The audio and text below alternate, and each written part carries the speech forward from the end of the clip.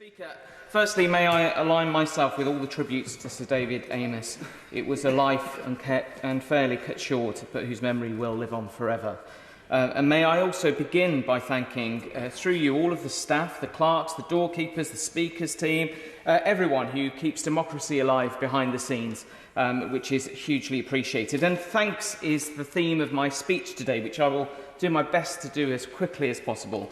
When I stood for election in 2019, I had a series of pledges, and I'm pleased to say over the course of this year, I can confirm that I will deliver on every single one of those pledges, those key pledges.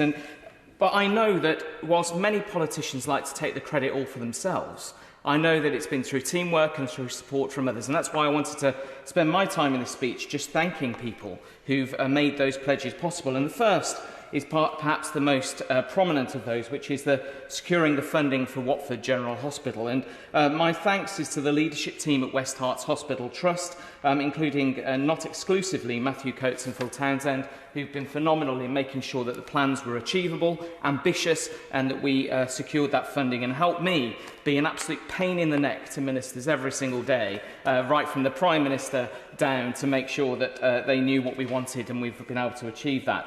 My second thanks is on mental health. I came in with a challenge to tackle stigma around mental health and had an initiative that I launched to train 1,000 people in mental health first aid awareness. I'd love to go in much more detail about that and the work I'm doing, but particular thanks to the team at Watford and West Herts Chamber of Commerce, especially Chris, Saffron and Lee, who've been phenomenal in making sure that we're hitting that target. And I've got some good news coming later in the year on this, so I won't want to jump ahead on that too far. And on the national scale, my work around the mental health first aid bill, but also trying to encourage the government to look at how we could change the rules to make better parity between physical and mental health in the Health and Safety Executive Guidelines. And I've been very grateful to ministers who've met with me around that, but also to those across the UK tackling suicide prevention, the team behind Baton of Hope, the team who've worked with me on, which I'm proud to be ambassador for, Where's Your Head At,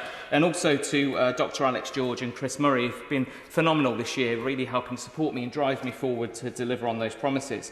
On homelessness, I said I wanted to tackle rough sleeping. Well, I'm pleased to say that over the past 3.5 years, I think around £5 million, possibly a bit lower, a bit more, has gone through to Watford, which I've really fought for and worked with government to achieve, which has meant that for a period of time in Watford, we went from 70 to 80 people on the streets every night over decades to 0 at one point over the past couple of years. And still now, whilst any one person is too many, we're still, I think, around 5 to 10 people, and we need to make sure we support them. But that really isn't. I could get the government funding, I could get the support for it, I could push for it and champion it. But really it sparked from a gentleman called Matthew Heisman, who's at New Hope, a fantastic local charity, and Rob Edmonds. But Matthew was the person who got me involved from day one at the start of the pandemic, helped me get the government to make sure we could get everybody in at that time, and that's continued. And the team at 1YMCA have been phenomenal in making sure that we deliver on that and have a process that really support people, and that's Guy Foxall and Mark Turner who've enabled that. And also, outside of Watford, there are still, sadly, more rough sleepers. And so, working with Hand on Heart, they've been a fantastic charity to work from Watford to help others in other constituencies with support.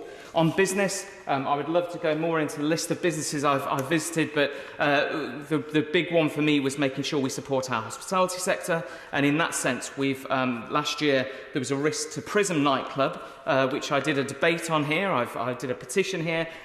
Prism nightclub was saved thanks to the work I did with the team there, who were phenomenal, especially David Vicky, who've been just incredible. But the reason why that was so important is that it supported our nighttime economy, so it protected our taxi drivers, make sure they've got people to drive home overnight and to go out. We have about 1,500 to 3,000 people come into Watford just to go to use the nighttime economy, and Prism nightclub is at the heart of that. And even one of our own doorkeepers met his wife there, so there's definitely a Westminster link to that.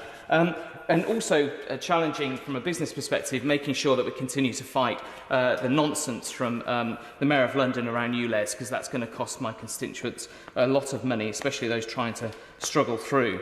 On tackling crime, I'm pleased to say that thanks to the work with the local police and also our Police and Crime Commissioner, we've got a new police station coming later in the year. That's a fantastic news. Our current police station's in a place called Shady Lane, so I'm a bit upset that we're losing the Shady Lane police station, but the new one will be much more modern and suitable for our fantastic new police officers and our fantastic team. I'd also like to formally welcome our new Police Chief Inspector, Andy Wiseman, but also all of the new police officers that we've secured across Hertfordshire. I think it's over 300 new extra police officers, which I think is fantastic. And also the support they've given me when I've been out on dawn raids. It's always that bit of a panic that when they're going to say the address that the police dawn raid's going to be at, you worry whether your house is going to appear. Thankfully, not so far, but it's been phenomenal going out and seeing that what they do for us to keep us safe in the middle of the night often, to make sure behind the scenes that the bad people don't get away with what they're going to try and do, and it's incredible. I'd like to thank everyone who's been part of my Dean's Green team around the environment, students from various schools. Again, one of the big pledges during the election, I think, for many of us was to end the use of single-use plastic, and I know that that's coming through later this year, so I think that's phenomenal. But also it's about the Environment Act and all the work that was done at COP26 has been so important for all of us around the world, but especially for my constituents in Watford, who are very caring of our local environment. And also, previously I've talked a lot about our local community and the charities that do so much, and you know, whether it be One Vision, Watford Workshop, Community Connect, Step to Skills, Man-Made, the Alternatives Charity, the Random Cafe, Watford Women's Centre, Watford Interfaith Association. There's so many that I could list, but they're all phenomenal. But what they're so good at is working together, and I think that's what's so important as we look at community. It's about the threads that combine us into a tapestry of the story of our town and of our community. And if I may, just on that point as well, we've got every religion in Watford, and that's one of the wonderful things of our interfaith community. I won't mention any of the faiths now because I know I'll miss out about 5 if trying to rush through my points. And if I may, I'm not going to say a thank you, but I'm going to encourage you all to watch Mission Impossible because this is a bit of a turn-off. But I said that this was an impossible mission for me at the start, but during the pandemic I was very proud that Mission Impossible, the film that's in the cinemas now, was partly filmed in Leavesden, but I helped change the rules with DCMS and the Home Office to make sure that film bubbles could change so that Tom Cruise could then go around the world and get the rest of the world to follow our rules, which meant that the film could be filmed, and it means that it's in the cinemas today. So that was a massive change, and I thank the team in government at the time for enabling that to happen. So as with everyone else, I couldn't do this without my team. We've done over 20,000 cases. My team of Tori, Michelle, Jane, Abby and Imogen, and now Jonathan currently, for all their hard work. You know, the surgeries we do, the work behind the scenes is just phenomenal.